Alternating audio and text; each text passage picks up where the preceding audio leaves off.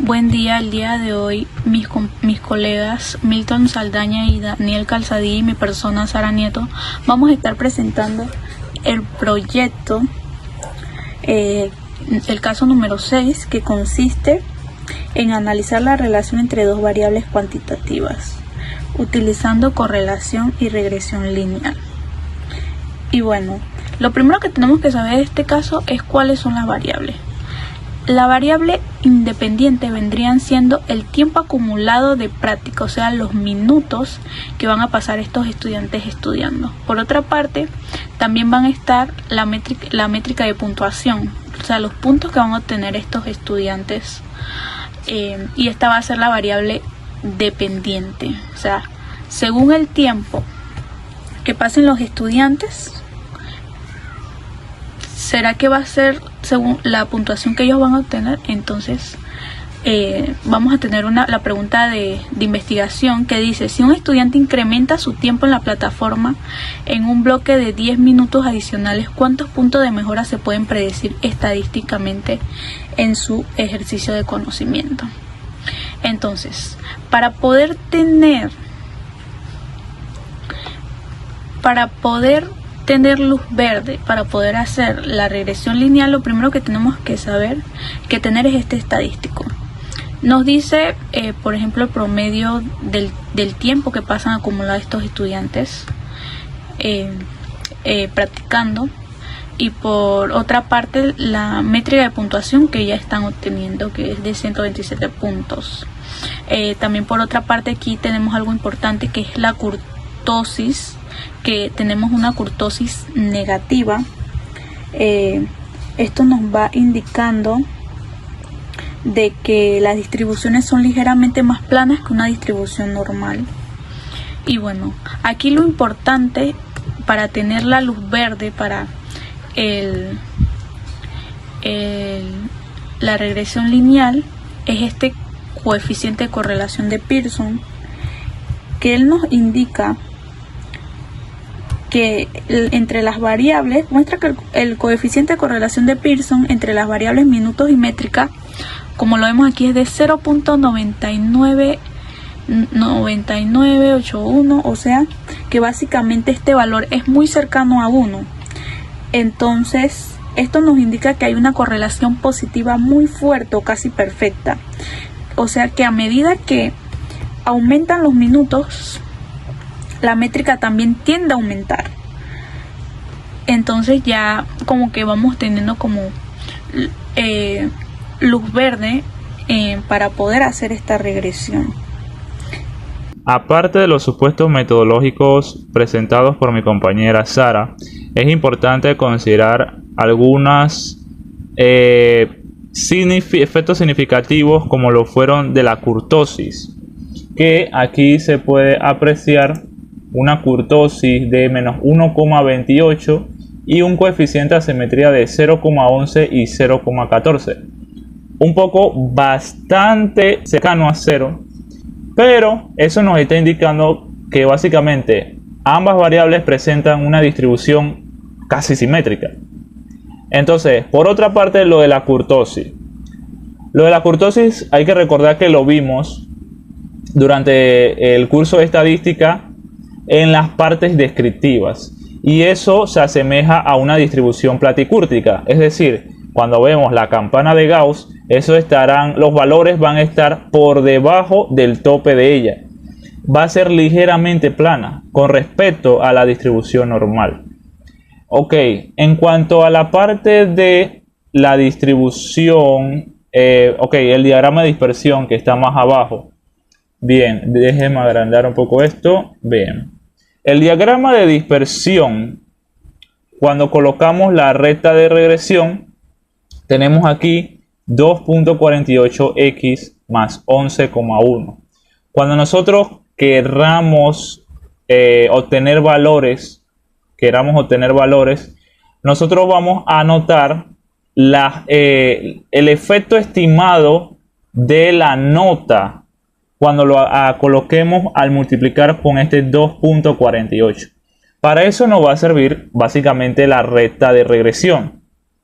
Aunque obviamente el coeficiente de correlación de Pearson nos está diciendo que el modelo es bastante significativo, sí, pero eso no amerita de que puedan existir otros supuestos que no estamos considerando. Por eso que el coeficiente de determinación con ese valor de 0,996 que vemos aquí, él básicamente tiene un faltante de 0,4 si hacemos ese cálculo.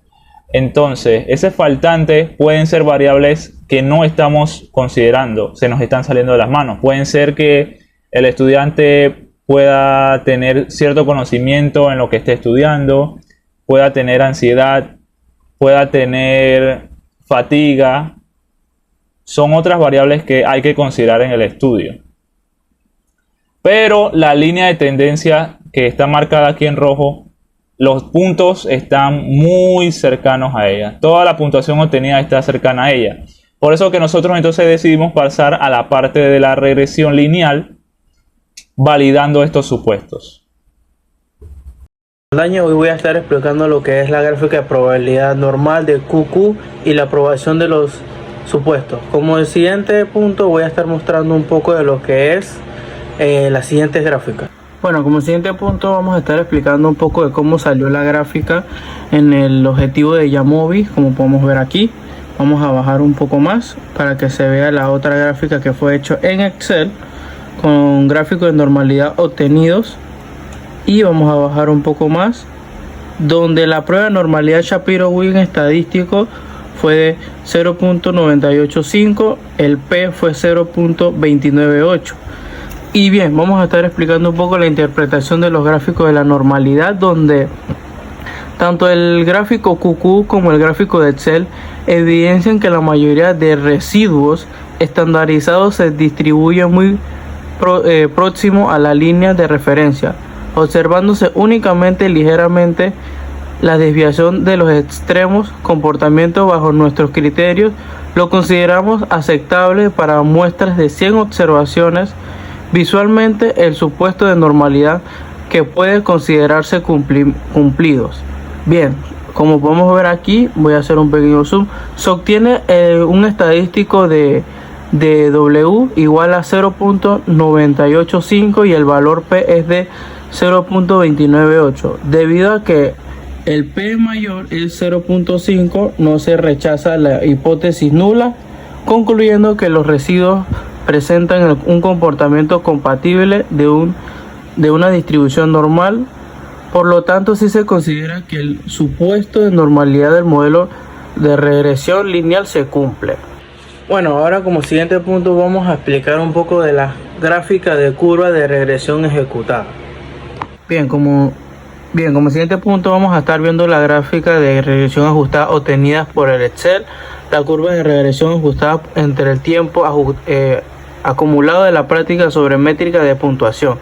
Aquí, como podemos ver, está sacado en una forma tipo Excel, donde la interpretación del gráfico de la regresión ajustada, la curva de la regresión nos muestra que los valores emitidos por el modelo Y siguen muy cerca a los valores observados de Y, evidenciando un excelente ajuste de las ecuaciones de regresión.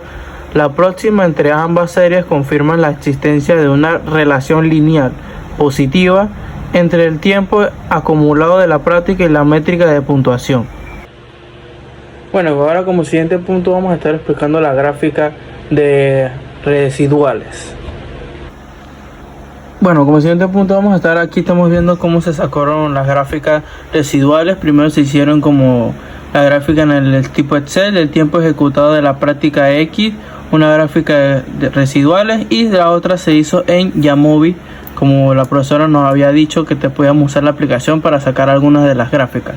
Bueno, la interpretación de las gráficas residuales nos muestra que una distribución aleatoria de los errores alrededor de los valores 0, sin evidenciar patrones sintéticos, tendencias o formas de embudo como base a los datos del modelo de regresión lineal, describen adecuadamente la relación entre el tiempo ejecutado de la práctica y las métricas de la puntuación, cumpliendo la manera razonable y el supuesto homosexualidad. Como bien me antecede mi compañero Milton diciendo sobre las gráficas ya planteadas de las pruebas de regresión, es necesario también indicar que solamente con la ecuación que fue planteada en el documento, que ya la habíamos dicho anteriormente, de 248x más 11,1, eso no simplemente nos va a indicar que, bueno, tu modelo es correcto. Por eso que se hizo lo de la prueba de normalidad, que lo tenemos aquí. Se hizo lo de la prueba de normalidad, que básicamente es lo que nos está diciendo. Por eso que le dije a Milton, ok, genérame los análisis estadísticos de los residuos y creas la gráfica. Y allí estábamos haciendo todo eso de la gráfica. Y bueno, los residuos, esto que se ve en la gráfica básicamente son los residuos, si siguen el supuesto de normalidad que se ve en amarillo. Esto que está aquí no es las variables X y ni las variables Y que nosotros tomamos. Esto corresponde a los errores del modelo, la parte esta de normalidad. Entonces, la fórmula que se plantea para sacar los residuos, que se puede hacer manual, y bueno, nosotros también la tratamos de hacer, eso lo tenemos acá en el Durbin-Watson, que ahora voy a comentar de ello. En el Durbin-Watson, pues bueno, era necesario crear esta tablita. Y bueno, la Y estimada, y acá tenemos los residuos. O sea, básicamente, el residuo se va a obtener de la diferencia de la métrica menos la Y estimada. Esto va a ser el residuo, que por ejemplo se puede ver aquí que usamos la celda B3 y la restamos de la C3.